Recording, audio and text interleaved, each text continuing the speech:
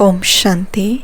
आज का वरदान है, फरिश्ते स्वरूप की स्मृति द्वारा बाप की छत्र छाया का अनुभव करने वाले विघ्न जीत भव।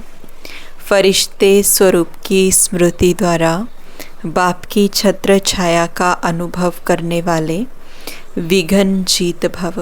विघ्न जीत भव का वरदान आज बाबा ने दिया। वरदान को बाबा ने एक्सप्लेन किया, अमृत वेले उठते ही स्मृति में लाओ कि मैं फरिश्ता हूँ।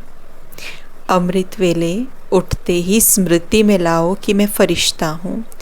ब्रह्मा बाप को यही दिल पसंद गिफ्ट दो तो रोज़ अमृत वेले बाप दादा आपको अपनी बाहों में समा लेंगे।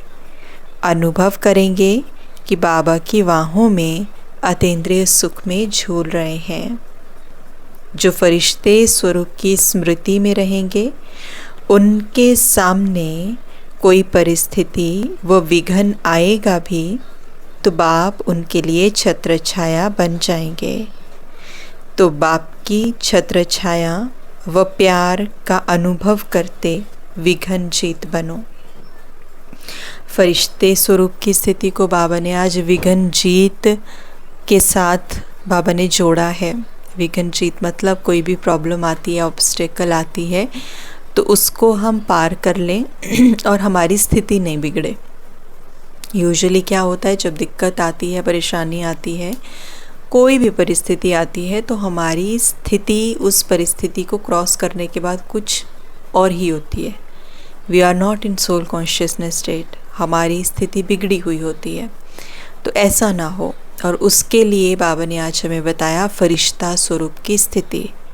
Now when it comes to फरिश्ता स्वरूप स्थिति या एंजलिक स्टेज, तो उसका मतलब क्या है। कई बार जैसे हम मेडिटेट करते हैं, सुबह उठते अमृत वेला करते, तो हम एक चित्र इमर्ज करते अपने सामने कि मैं फरिश्ता हूँ, लाइट का शरीर है, और ब्रह्मा बाबा को या शिव बाबा को अपने सामने इमर्ज करते हैं, और फिर शक्तियों का या जो भी लेन देन, जो भी एक मेडिटेशन का प्रोसेस रहता है, हम वो करते हैं। लेकिन जैसे ही ये मेडिटेशन का प्रोसेस ख़त्म हो जाता है, फिर हम अपने डे टू डे रूटीन में जाते हैं, और फिर वहाँ पर जाकर के हमें भूल जाता है कि हम हैं कौन।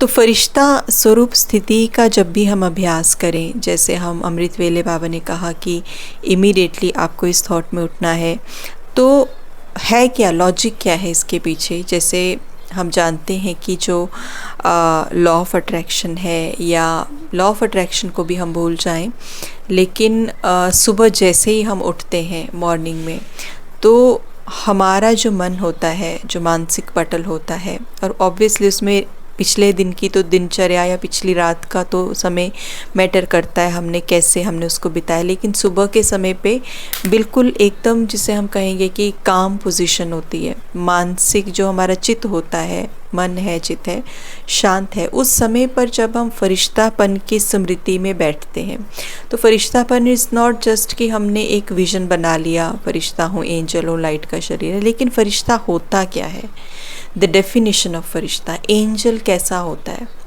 अगर हम फरिश्ते की बात करें, एक एंजल की बात करें, या पुण्य आत्मा की बात करें, तो वो कैसा होगा, या जिसे हम कहते हैं एक परमात्मा के मैसेंजर की बात करें, या जिसे कई बार बाबा कहते हैं कि तुम ये समझो तुम अवतरित हुई आत्मा हो, तो वो कैसी होगी।